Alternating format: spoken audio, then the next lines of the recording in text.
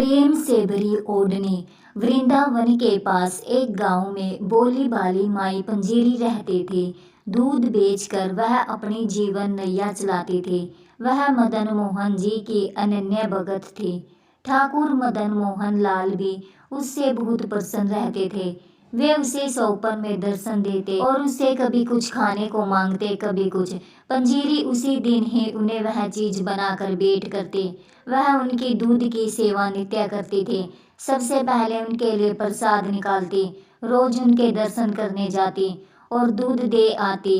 लेकिन गरीब पंजीरी को चढ़ावे के बाद बचे दूध से इतने पैसे भी नहीं मिलते थे कि 2 वक्त का खाना भी खा पाए। अतः कभी कभी मंदिर जाते समय यमुना जी से थोड़ा सा जल दूध में मिला लेते, फिर लौटकर अपने प्रभु की आराधना में मस्त होकर बाकी समय अपनी कुटिया में बाल गोपाल के भजन कीर्तन करके बिताते। कृष्ण कन्हैया तो अपने भक्तों की टोहों में रहते ही हैं, नित नई लीला करते हैं। एक दिन पंजीरी के सुंदर जीवन क्रम में भी रोड़ा आ गया। जल के साथ साथ एक छोटी सी मछली भी दूध में आ गई और मदन मोहन जी के चढ़ावे में चली गई। दूध डालते समय मंदिर के गोसाई की दृष्टि पड़ गई। गोसाई जी को बहुत गुस्सा आया। उन्होंने दूध वापस कर दिया। पंजीरी को खूब डांट फटकारा और मंदिर में उसका प्रवेश निषेध कर दिया। पंजीरी पर तो आसमान टूट पड़ा। रोती बिलखती घर पहुंची। ठाकुर, मुझसे बड़ा अपराध हो गया, क्षमा करो। पानी तो रोज मिलाती हूँ, तुमसे कहाँ छिपा है। ना मिलाऊं तो गुजारा कैसे हो।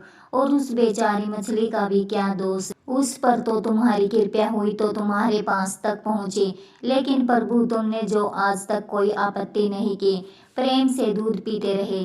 फिर ये गोसाई कौन होता है मुझे रोकने वाला। और मुझे ज्यादा दुख इसलिए है कि तुम्हारे मंदिर के गोसाई ने मुझे इतनी खरी खोटी सुनाई और तुम कुछ नहीं बोले। ठाकुर, यही मेरा अपराध है तो मैं प्रतिज्ञा करती हूँ कि तुम अगर रूठे रहोगे, मेरा चढ़ावा स्वीकार नहीं करोगे तो मैं भी अन्न जल ग्रहण नहीं करूँगी, यही प्राण त्याग दूंगी।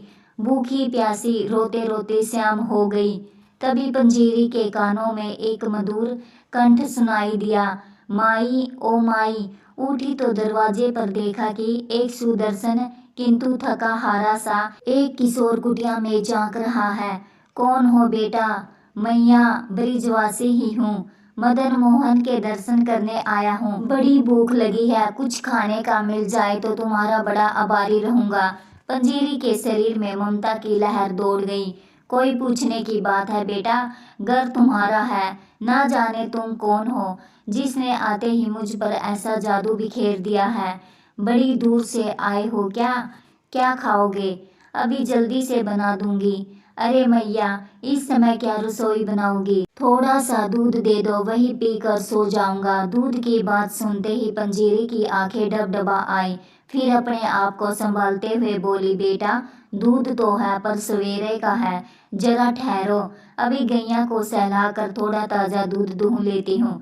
अरे नहीं मैया, उसमें समय लगेगा, सवेरे का भूखा प्यासा हूँ। दूध का नाम लेकर तूने मुझे अधीर बना दिया है।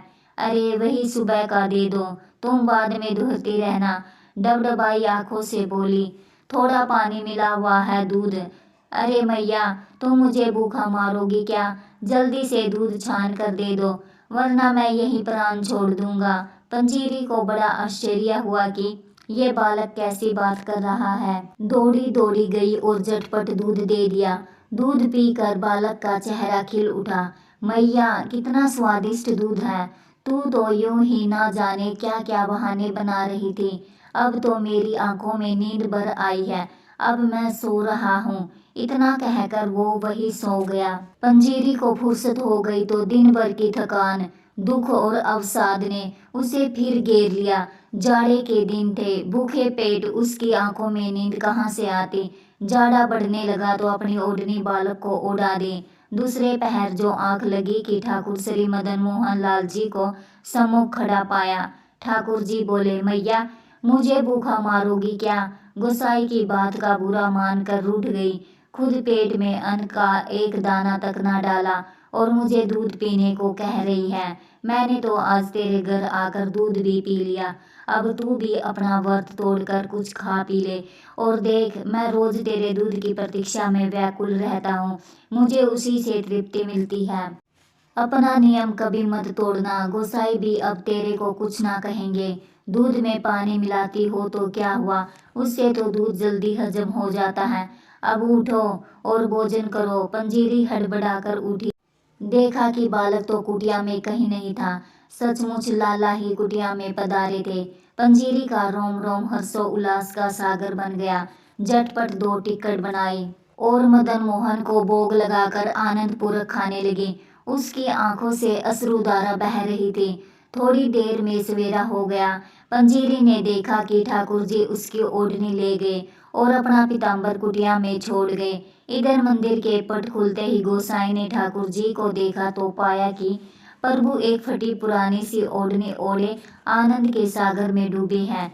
उसने सोचा कि प्रभु ने अवश्य फिर कोई लीला की है, लेकिन इसका रहस्य उसकी समझ से परे था। लीला उद्घाटन के लिए पंजीरी दूध और ठाकुर जी का पीताम्बर लेकर मंदिर के द्वार पर पहुंचे और बोले, गुसाई जी देखो तो, लाला को पीताम्बर मेरे घर छोड़ आए और मेरी फटी ओढ़नी ले आए।